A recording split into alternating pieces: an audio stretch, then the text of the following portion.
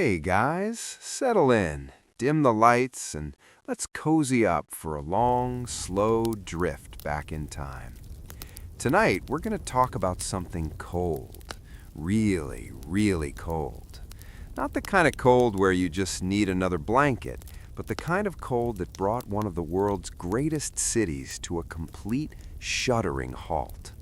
So grab your warmest drink, snuggle down, and let the gentle drone of history lull you into a state of contented relaxation. We're going to examine a peculiar moment when Mother Nature decided to play a rather dramatic, icy prank on the northeastern United States.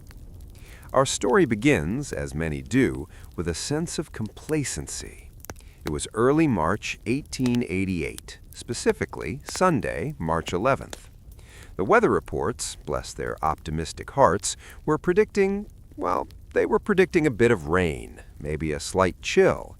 Nothing to write home about, certainly nothing to panic over. The residents of New York City, a bustling metropolis already accustomed to a certain level of urban chaos, were going about their usual Sunday routines. Perhaps a leisurely stroll, a visit to church, or simply enjoying a quiet day indoors before the grind of the work week began anew.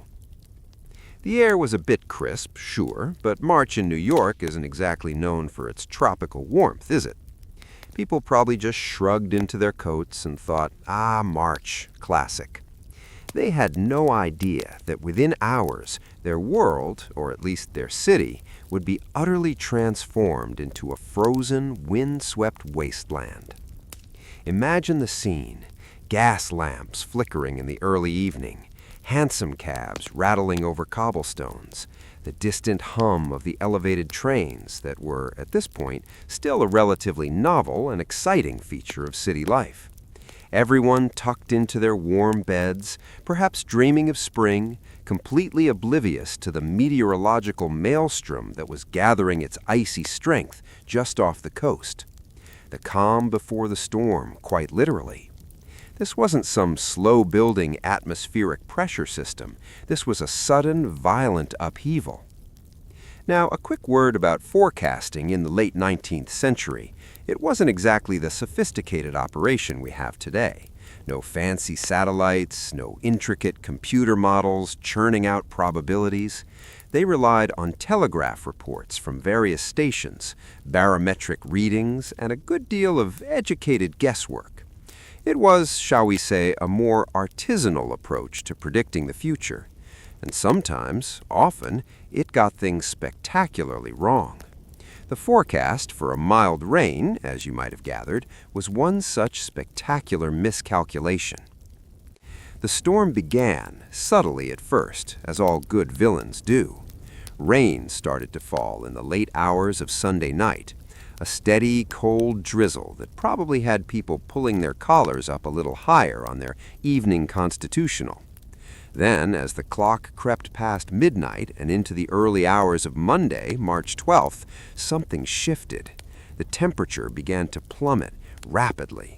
The rain, almost imperceptibly, started to mix with sleet, then with wet snow.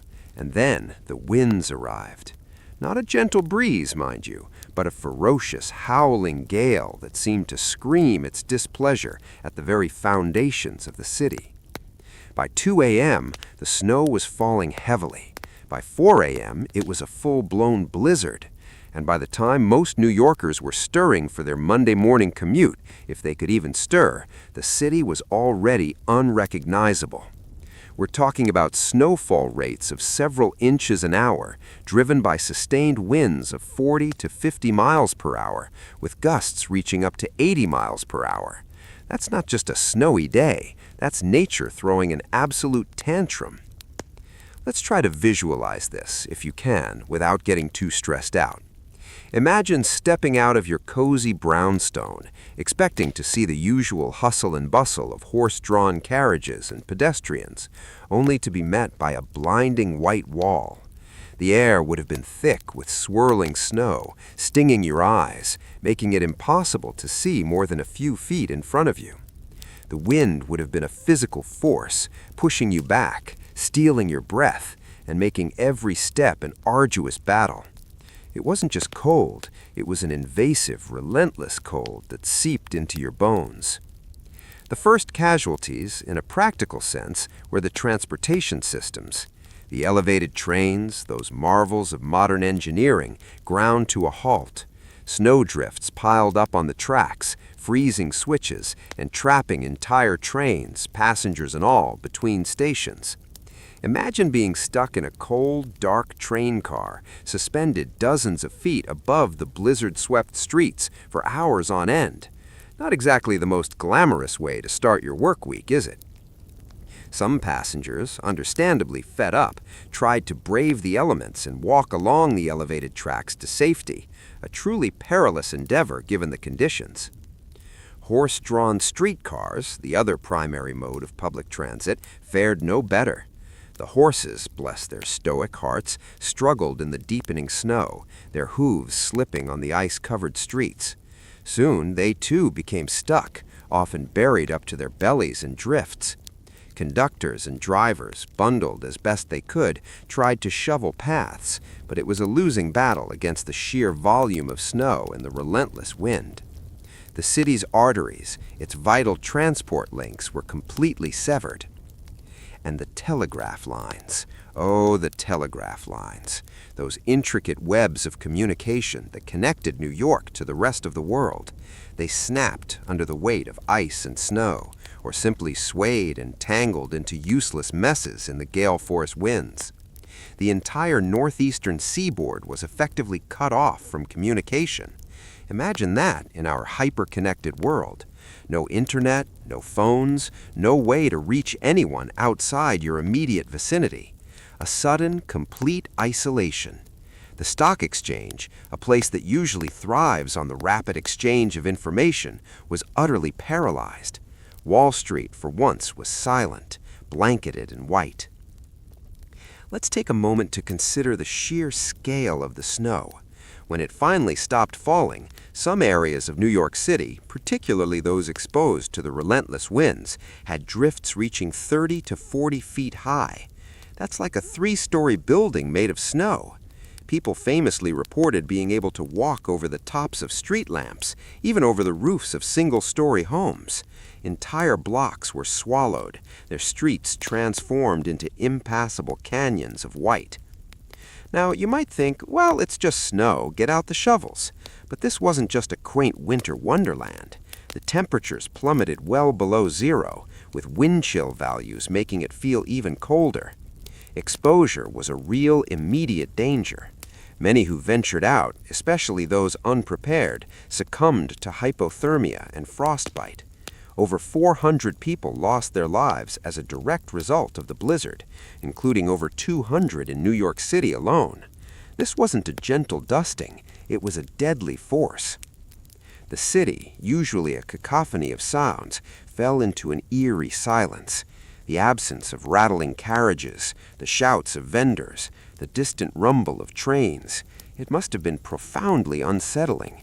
The only sounds would have been the howl of the wind and the crunch of snow underfoot for those brave or foolish enough to venture out. Food and fuel supplies quickly became a concern. With transportation at a standstill, deliveries couldn't be made. Markets that managed to open had dwindling stocks. People huddled in their homes, burning whatever fuel they had, watching their coal piles diminish with growing anxiety. The poor, as always, suffered the most. Without adequate heating or warm clothing, many faced dire circumstances. Let's drift a little over to the human element of this icy disaster. People being people, there were, of course, stories of both incredible resilience and, shall we say, less than stellar decision-making. There were instances of neighbors helping neighbors, sharing what little food and fuel they had. Doctors and nurses braved the elements, sometimes on skis or snowshoes, to reach the sick and injured. These tales of quiet heroism often emerge from the darkest times, don't they? But then there were the other stories, the opportunistic scavengers who tried to loot abandoned shops, the price gougers who tried to sell dwindling supplies at exorbitant rates. Human nature, in all its messy complexity, was on full display. One particularly vivid anecdote involves the passengers stranded on the elevated trains. As the hours stretched into a full day, some passengers, quite resourceful, decided to make the best of it. They supposedly gathered what food they had, played cards, and even sang songs to keep their spirits up. Others, however, simply endured the cold and the uncertainty in grim silence. Imagine the relief and perhaps the sheer exasperation when rescue parties finally reached them, often after an entire day and night stuck in limbo. The challenge of clearing the snow was immense. There were no massive snowplows like we have today. It was largely a manual effort. Thousands of laborers, many of them immigrants, were hired to shovel the streets.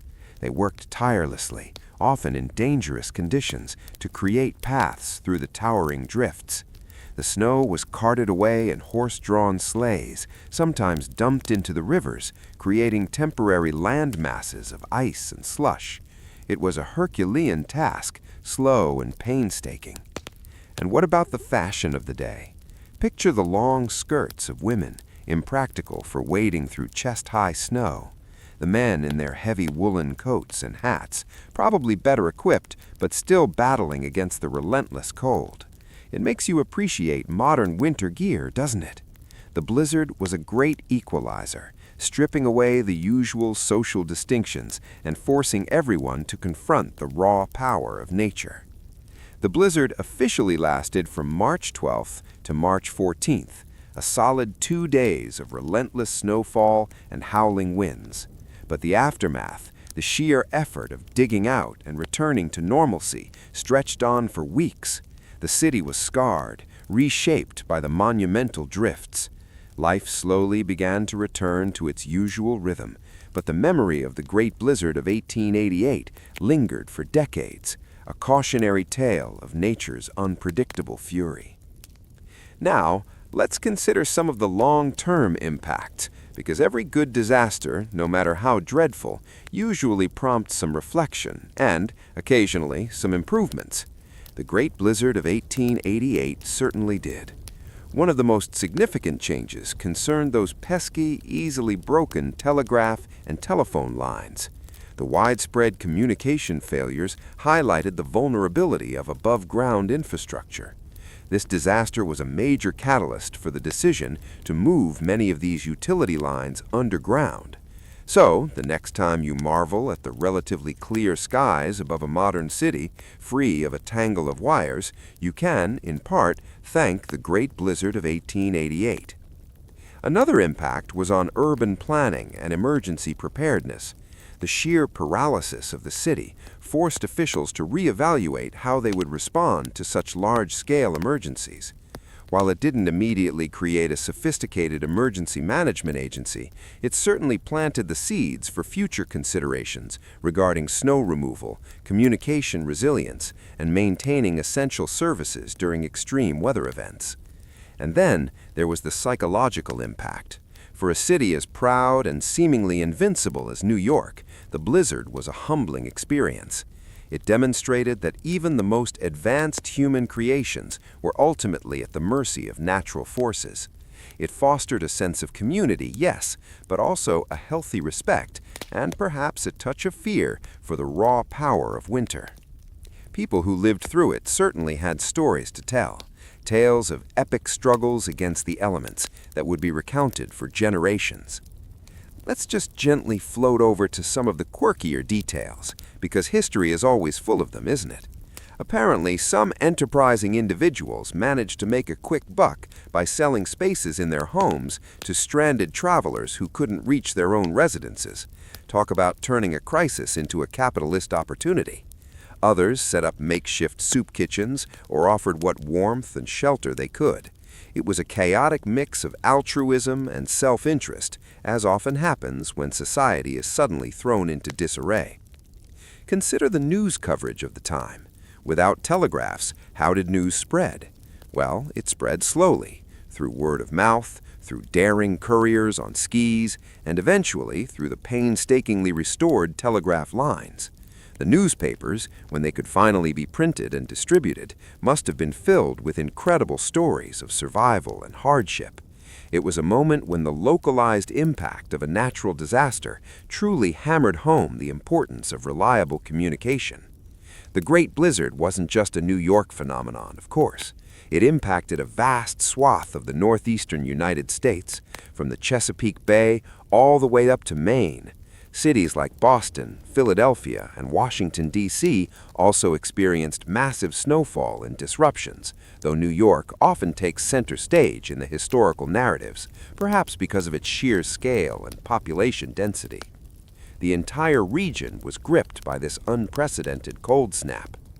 Imagine the perspective of someone living through this, perhaps a child. For them, it might have been an initial thrill, a snow day of epic proportions. But as the days dragged on, the cold seeped in, and the fear of dwindling supplies became apparent, that thrill would have quickly turned to a grim reality. It was a time when the comforts of urban life were stripped away, forcing people back to more basic, survival-oriented concerns. The deep freeze and the frozen harbor. So we left off with New York City essentially becoming a giant frozen marshmallow, but a much less delicious version.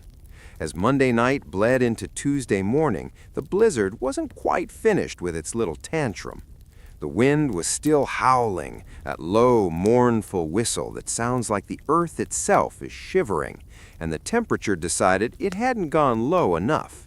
It dropped even further, gipping toward the 0 mark, which with the wind chill made the air feel less like weather and more like a physical assault. Now imagine being a typical New Yorker in 1888. You've run out of coal because, well, you weren't expecting a glacial epic to start on a Sunday afternoon. You're looking out your window, and your street, the one you walk down every day, is just gone. It's been replaced by a white canyon. If you wanted to visit your neighbor across the street, you couldn't just walk over. You'd have to tunnel. And some people actually did that. There are accounts of shopkeepers digging tunnels from their front doors through 30 feet of snow just to reach the middle of the street, creating these weird subterranean icy hallways. It was very Arctic expedition, but in the middle of Manhattan. The Great Ice Bridge. One of the most surreal things to happen during this mess involved the East River. Usually, the river is a churning, busy highway of ferries and tugs, but the cold was so intense and so sudden that the ice began to pack in. Huge chunks of ice from the Long Island Sound and the Hudson started jamming together. By Tuesday, a massive ice floe had wedged itself between Brooklyn and Manhattan, right near where the Brooklyn Bridge stands today. Now, you'd think most people would look at a pile of jagged, unstable ice over a freezing, deep river and think, "I'll stay home." But these were 19th century New Yorkers. They were built different. Or perhaps they were just incredibly bored. Hundreds of people, literally hundreds, decided this was the perfect time to walk across the river on the ice. They called it the Ice Bridge. People were out there in their heavy wool coats, slipping and sliding, essentially commuting to work on a floating, frozen hazard. Of course, the authorities were losing their minds. Police were standing on the piers screaming at people to get off the ice. But people just kept going, because why pay for a ferry that isn't running when you can risk your life for free? Naturally, the tide eventually shifted.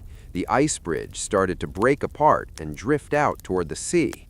Most people scrambled back to the docks just in time, but a few lucky souls had to be rescued by tugboats as they floated away toward the Atlantic on their own private ice cubes. Talk about a Monday morning commute you'd never forget. The plight of the upper crust. While the working class was busy tunneling to the grocery store or nearly floating to Europe, the elites in their Fifth Avenue mansions were having a different kind of crisis.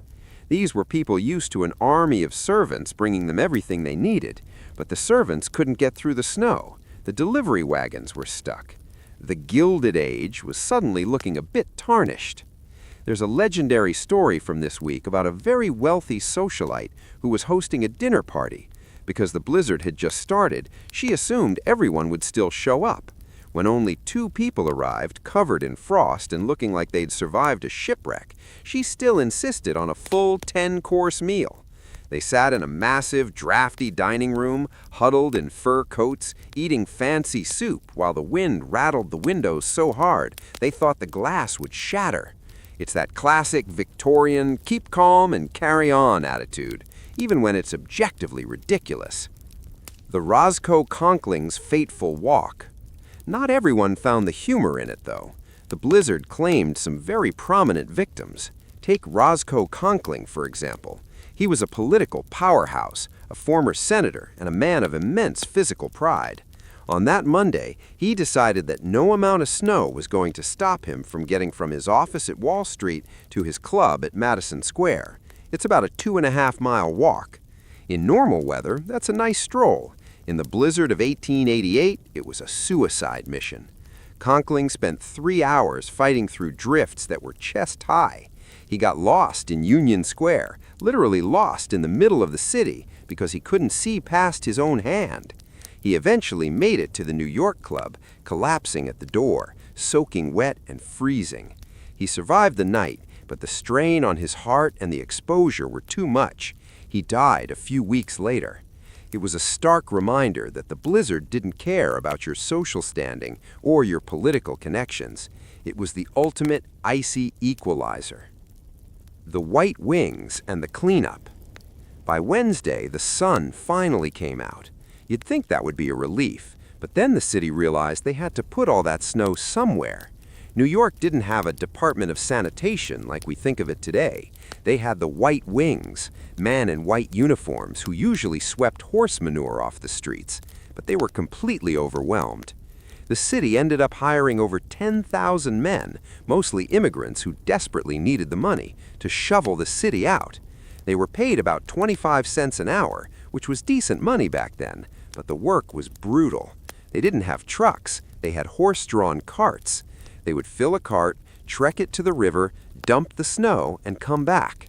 But the snow was melting, turning into a thick, disgusting slush, mixed with all the grime and treasures of a 19th century street. It was a muddy, freezing nightmare that took weeks to clear. The smell, apparently, was something else. As the snow melted, it revealed everything that had been hidden: abandoned carts, dead horses, thousands of them, sadly, and tons of trash.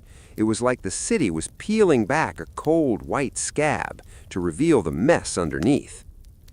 The legacy of the chill. As the city thawed, the conversation changed.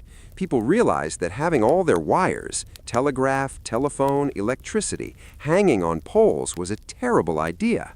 Every time a pole fell, it took out communication for an entire block. This blizzard is the reason New York started the massive project of burying its utilities. So the next time you look at a clean Manhattan skyline without a million wires crossing the street, you can thank the cold Britain New Yorkers of 1888. It also led to the serious push for an underground transit system.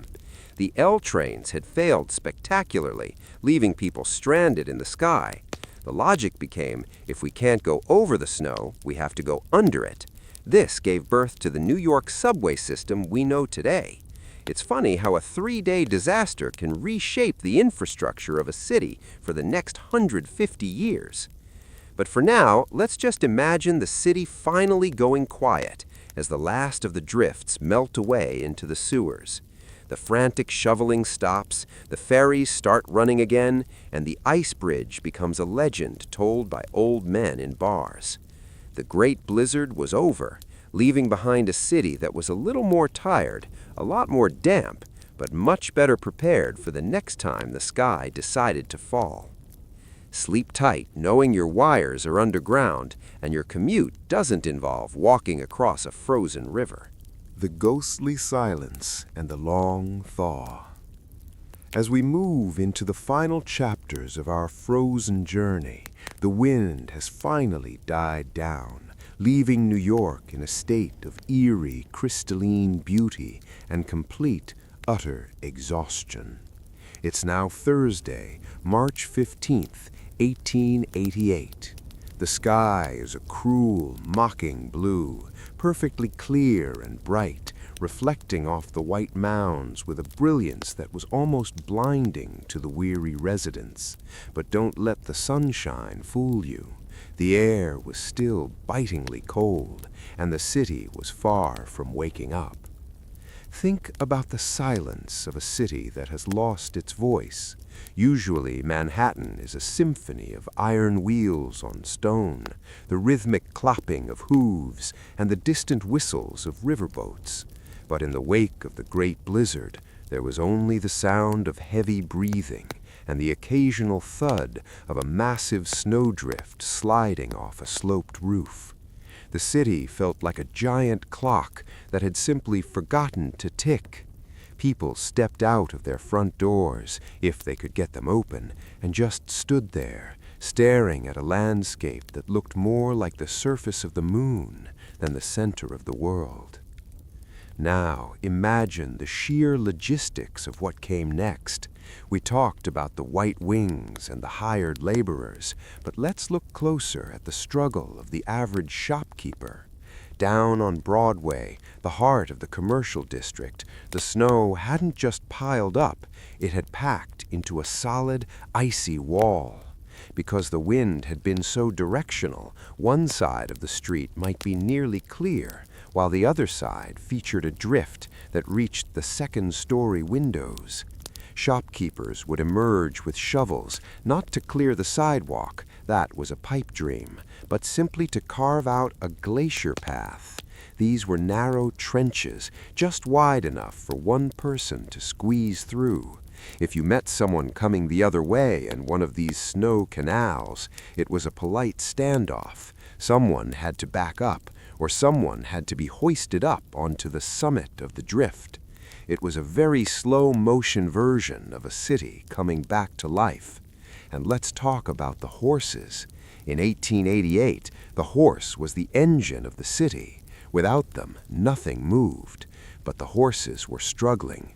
Many had perished in the first 48 hours, and those that survived were terrified of the deep, unstable snow. There are accounts of men trying to lead their horses through the drifts, only for the poor animals to sink to their chests and panic. It took teams of 20 men sometimes to haul a single wagon out of a drift. It was a brutal physical battle against gravity and ice. The survivalist spirit and the oddities. In the neighborhoods of the Lower East Side, where families were packed into tiny tenements, the blizzard brought a different kind of challenge. These buildings were never meant to be islands. They relied on daily deliveries of milk, bread, and coal. By Wednesday night, people were breaking up furniture, old chairs, broken crates, anything that would burn just to keep their children warm.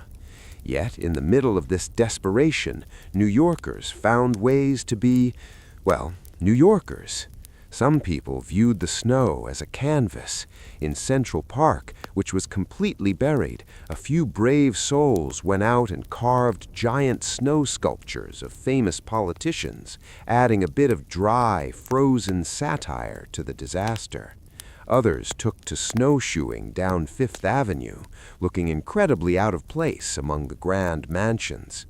There was also the curious case of the Blizzard Men of 1888.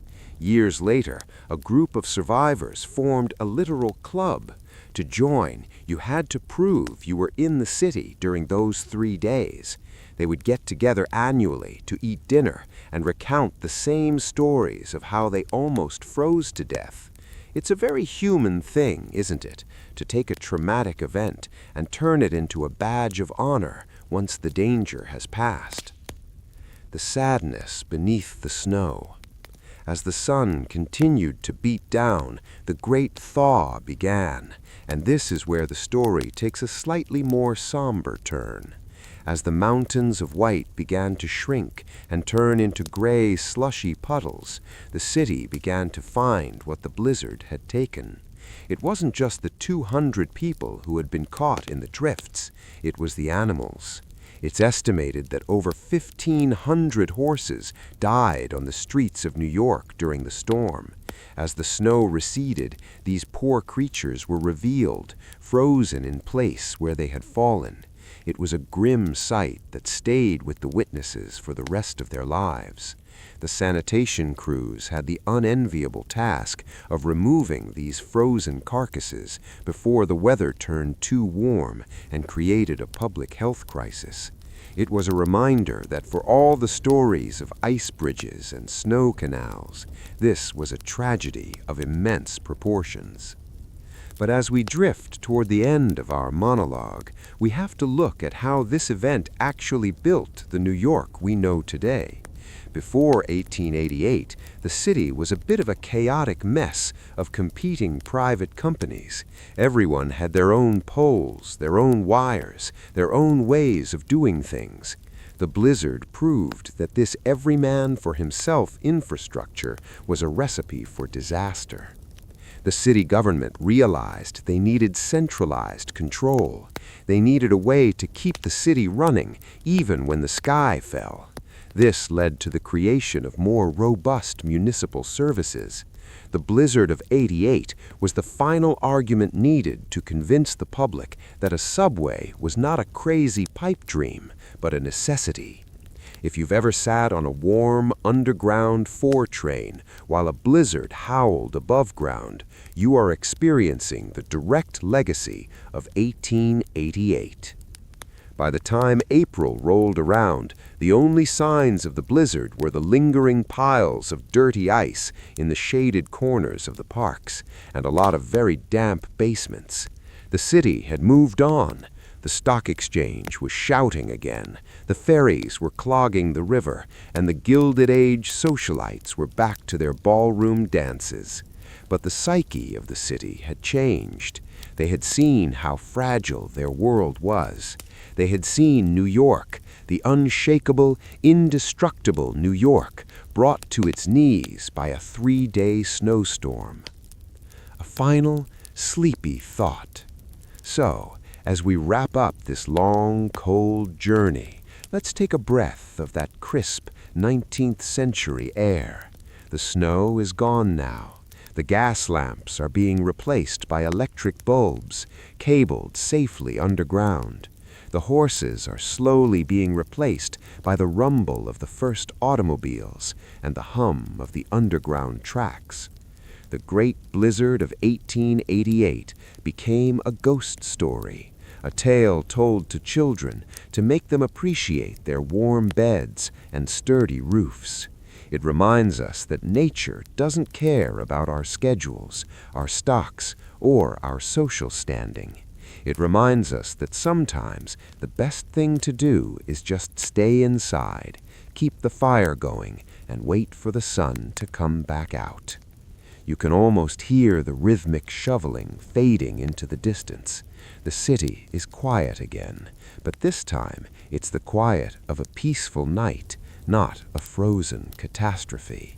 The drifts have melted, the rivers are flowing, and the world is exactly as it should be. Let your eyes get heavy now. Imagine the soft white blanket of history tucking you in. No wind, no ice, just the gentle drift of time moving forward, one slow second at a time. The blizzard is over. New York is safe. And you are warm, cozy, and ready for a long, deep sleep. Good night, and may your dreams be far warmer than a March morning of 1888. The aftermath and the legend of the White Hurricane. As we drift further into the quiet remains of March 1888, the immediate chaos of the Great Blizzard has begun to settle into a deep, damp memory. But the story of a disaster isn't just in the falling of the snow. It's in the slow, painstaking recovery and the way a city transforms itself when it realizes it is vulnerable. Tonight, as we linger in the final echoes of this icy tale, let's look at the day after and the long-term echoes that still resonate in the streets of New York today. By late March, the towering drifts were no longer majestic white mountains. They had become something much more grounded and, frankly, quite ugly. They were urban glaciers, gray, soot-covered, and stubborn. The sun was getting stronger, but these masses of ice were so dense that they refused to melt quickly. They sat like uninvited guests on every street corner, dripping slowly into the gutters, creating a constant, rhythmic tap-tap-tap of melting ice that became the background noise of the city. The Great Mud Era. Imagine the transition from a frozen wasteland to a swamp. This was the period New Yorkers jokingly, or perhaps miserably, referred to as the Great Mud Era. In 1888, many of the side streets were not yet fully paved with stone or asphalt. As the feet upon feet of snow turned to water, the soil underneath turned into a thick, chocolate-colored slurry. Walking down a street in late March was like wading through a marsh. If you were a gentleman in your polished leather boots or a lady in a silk gown, you were essentially doomed. There are hilarious yet slightly tragic accounts of people losing their shoes entirely, just stepping into a puddle that was much deeper than it looked, and having the mud claim their footwear as a permanent sacrifice. The city didn't just smell like cold anymore, it smelled like wet earth, old trash, and the realization that spring was going to be a very messy affair. The scientific curiosity. While the average person was complaining about their ruined shoes, the scientific community was having a field day. This was one of the first major weather events was documented with such frantic, if primitive, detail. Meteorologists, who, let's be honest, were feeling a bit guilty for missing the forecast, began to study the white hurricane with intense focus. They started to map the storm's path, realizing it was actually two separate storm systems that had performed a deadly dance off the coast, merging into a superstorm. This was the birth of modern synoptic meteorology in America. They realized that they couldn't just look at local clouds, they had to look at the whole continent. The blizzard of 1888 effectively forced the government to invest more in the Weather Bureau, which eventually became the National Weather Service. So, in a way, every time you check your weather app to see if you need an umbrella, you were benefiting from the shivering scientists of 1888. The socialite's guilt and the poor's resilience. In the grand ballrooms of the Upper East Side, the conversation had shifted from the thrill of the storm to the problem of the poor. The blizzard had exposed the horrific living conditions in the tenements in a way that couldn't be ignored. When the coal ran out, it wasn't the rich who froze, it was the immigrants in the crowded rooms of the Lower East Side. There was a sudden surge in Victorian charity culture. Wealthy women organized blizzard relief funds, holding auctions and galas to raise money for those who had lost everything. It was a bit ironic, dancing in a heated ballroom to raise money for people who didn't have heat, but it marked a shift in social consciousness. The city began to realize that a disaster for one was a disaster for all. If the laborers couldn't get to work, the mansions couldn't function. The blizzard had proven that the city was a single, interconnected organism. The hidden treasures of the thaw. One of the more peculiar aspects of the thaw was what the snow gave back. As the drifts receded, the city's lost items began to reappear like artifacts in an archaeological dig. People found jewelry they had dropped in the panic, thousands of abandoned umbrellas, most of them turned inside out, and even entire crates of goods that had fallen off delivery wagons. But there were also the blizzard foundlings. There are stories of small pets, dogs and cats, that had been buried in the snow for days, only to be found alive in small air pockets created by the drifts. These animals became local celebrities, symbols of the city's stubborn refusal to give up. On the flip side, the thaw also revealed the sheer volume of modern life that New York produced. Tons of paper, rags, and household refuse that had been hidden under the pristine white blanket. The city was forced to confront its own waste, leading to better sanitation laws later that decade. the finality of the event. As the calendar flipped to April, the Great Blizzard of 1888 officially moved from current event to legend. The blizzard men and women began their decades-long tradition of exaggerating the height of the drifts. By 1910, the drifts were 50 feet high. By 1930, they were tall enough to touch the moon. But the physical changes remained. The skyline was cleaner without the wires. The first tunnels for the subway were being discussed with actual seriousness. The city had grown up. It had moved from a collection of loosely connected neighborhoods into a unified, hardened metropolis. It had survived the worst Mother Nature could throw at it, and it had come out the other side with a plan. Ending the night in the cold. So let's take one last look at that March night. The sun is setting over the Hudson River, casting long orange shadows over the remaining piles of gray ice. The air is finally losing its bite, replaced by the faint, sweet scent of upcoming spring rain. The horses are back to their steady clopping, and the gas lamps, the ones that survived, are glowing softly against the twilight. The Great Blizzard was a reminder of our smallness, but also of our incredible ability to dig ourselves out. It's a story of ice, yes, but it's also a story of fire.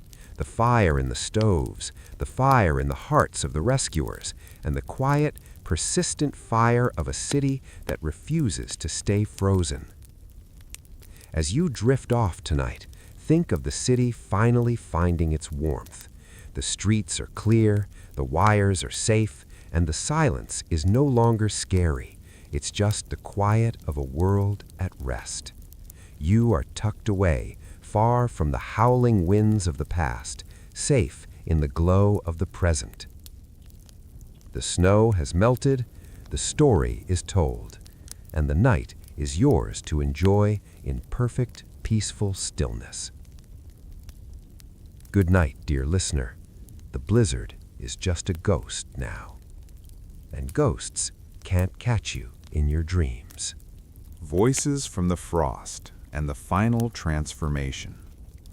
As we enter the final stretch of our long, cold walk through 1888, the physical snow may have melted into the Hudson, but the stories, the tiny personal ripples of life caught in the ice, remain. Tonight, let's lean in a little closer. Let's look at the handwritten diaries, the desperate letters, and the small, quiet moments that never made it into the headlines, but defined the blizzard for those who survived it. This is the human pulse beneath the frozen crust of history.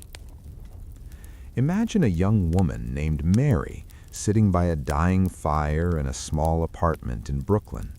Her diary entry for March 13th doesn't talk about infrastructure or meteorological anomalies. She writes about the sound of the wind shaking her window frames like a ghost trying to get in.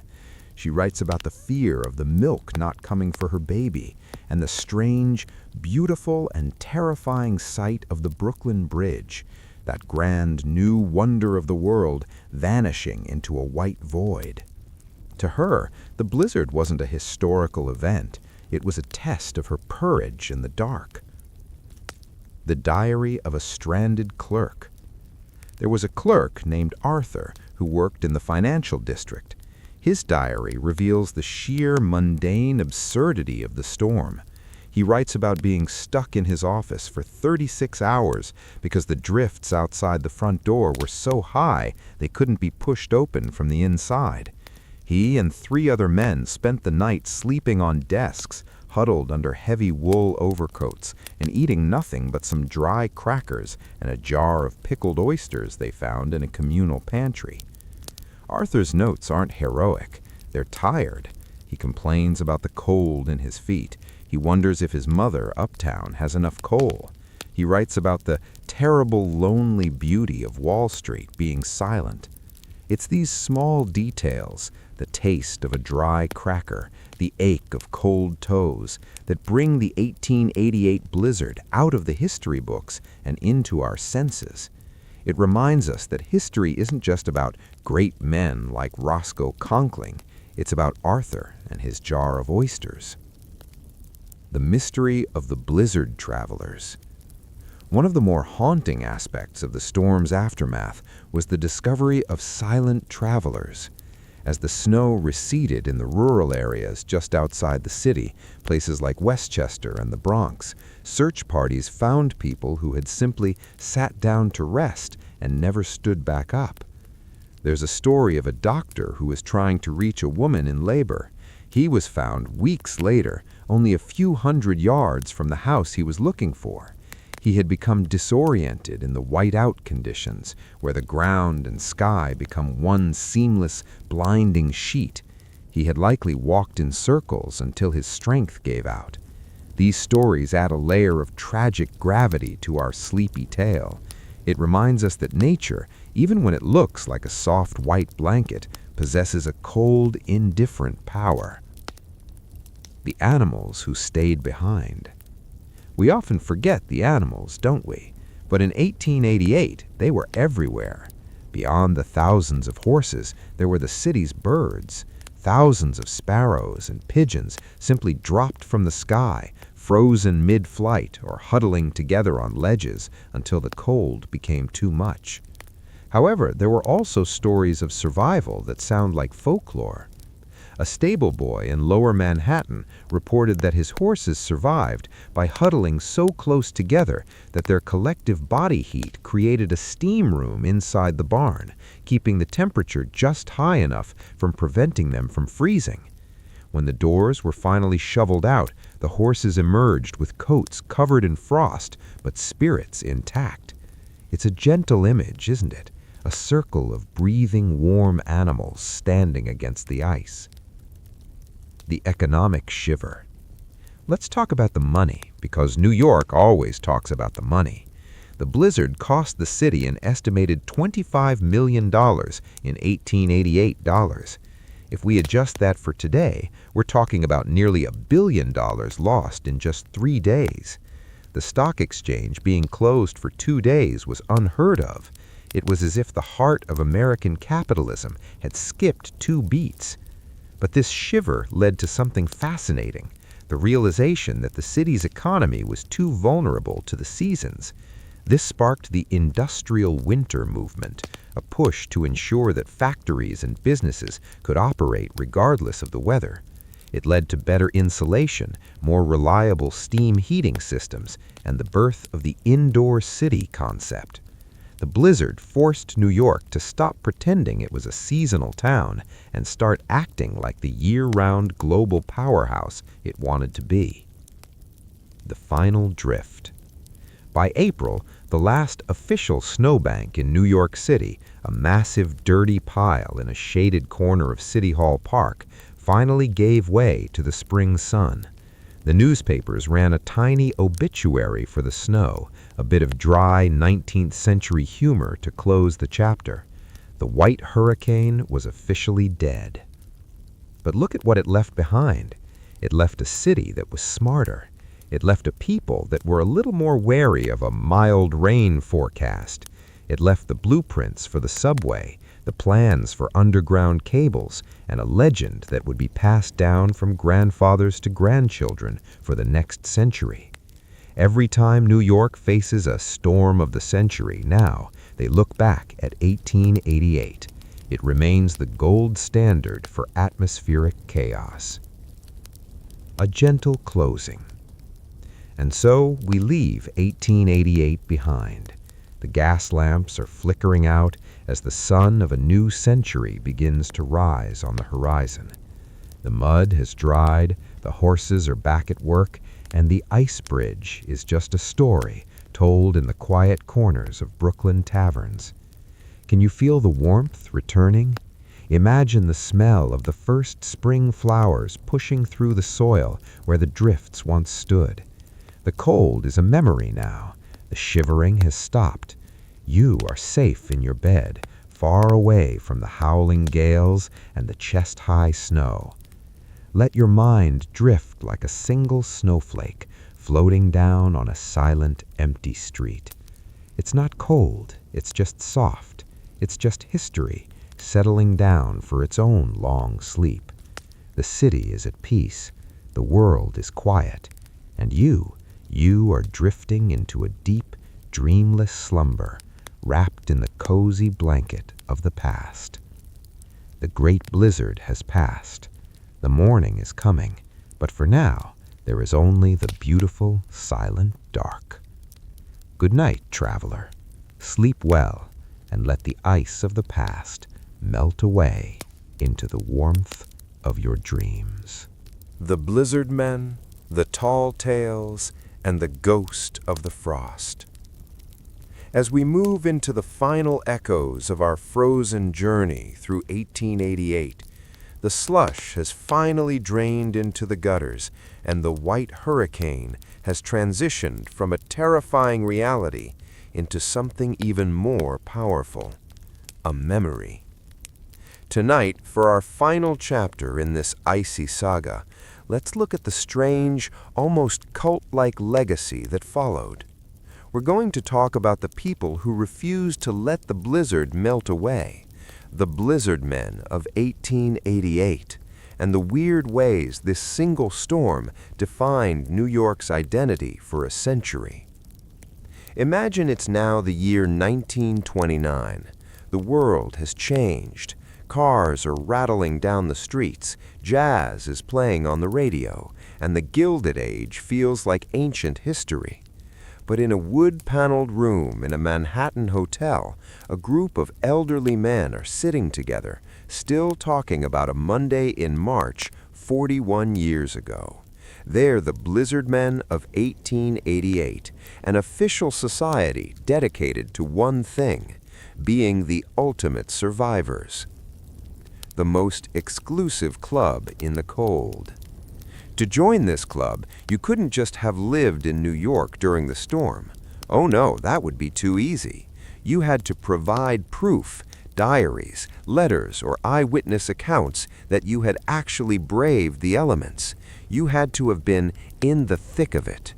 These men would meet every year on the anniversary of the storm, eating a grand dinner and taking turns standing up to tell their blizzard story.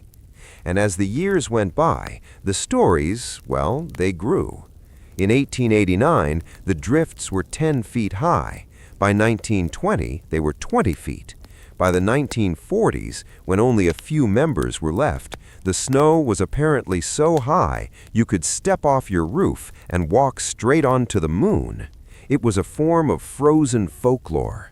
They called themselves the Old Guard of the Snow, and they looked down on anyone who complained about a modern winter. To them, every snowfall after 1888 was just a light dusting. It's a classic human quirk, isn't it? We take our greatest hardships and turn them into our proudest trophies. The mystery of the blizzard baby. One of the favorite legends of this group involved the blizzard babies, children born during those 3 days of isolation. There was a specific mystique around them. People believed these children would be especially hardy, resistant to the cold, or perhaps just a bit more stubborn than everyone else. There's a story of a doctor in New Jersey who supposedly traveled 3 miles on a pair of makeshift skis made from barrel staves just to deliver a baby in a remote farmhouse. The child was named Snowdrop by the local press. These stories became the fairy tales of the late 19th century, a way to find a spark of life and hope in the middle of a disaster that had claimed hundreds of lives. It helped the city process the trauma, turning a deadly event into a series of miraculous survival tales. The ghostly footprints. Even decades later, the blizzard left ghosts in the city's architecture. For years, you could see where the salt and the extreme cold had weathered the stone of certain buildings more than others. There were high water marks, or rather high snow marks, scratched into the brickwork of tenement buildings by bored children trapped on the second floor. The blizzard also changed the way New Yorkers looked at their own harbor. For a few days in 1888, the unconquerable Atlantic had been tamed by ice. This led to a strange, lingering anxiety. For the next 50 years, every time the temperature dropped below 20 degrees, the newspapers would run headlines asking, "Will the ice bridge return?" The city had developed a sort of collective frost trauma, a lingering fear that the world could stop again at any moment. Eventually, nature did what the blizzard couldn't. It moved on. The last member of the Blizzard Men of 1888 passed away in the mid-20th century. With him, the direct, living memory of the cold vanished. The storm moved from lived experience to archival data. But think about the physical world we inherited from them. The fact that you can walk down a street in New York today and not see 1,000 tangled telegraph wires is a direct result of those 3 days of chaos. The fact that the subway hums beneath the pavement, safe from the wind and the drifts, is a gift from the frozen residents of 1888. They paid for our modern convenience with their frostbite and their pickled oyster dinners in candlelit offices. A final, quiet reflection. As we dim the lights on this story, let's imagine the city one last time as it was. A world of gaslight, wool, and heavy iron, suddenly muffled by a billion snowflakes. The blizzard wasn't just a weather event. It was the moment New York grew up. It was the end of the frontier city and the beginning of the engineered metropolis. Can you hear it? The sound of the last blizzard man closing his diary, the scratching of a pen on paper as the final record is filed away. The wind has finally, truly died down. The air is warm, the hearth is glowing, and the ice is nothing more than water in the sea. You are safe. You are warm. The great blizzard of 1888 is just a dusty book on a high shelf. There are no more drifts to climb, no more frozen rivers to cross. There is only the soft, steady rhythm of your own breathing. The story is complete. The cycle of the frost is over. Let your mind drift back from the 19th century, back through the decades, back to the comfort of your own room. The cold can't reach you here. Sleep now, under your own warm blankets, and let the whiteout of history turn into the soft gray mist of deep sleep. The world is quiet, the city is still, and you are finally, perfectly at rest. Good night, and may your dreams be filled with the warmth of 1,000 springs.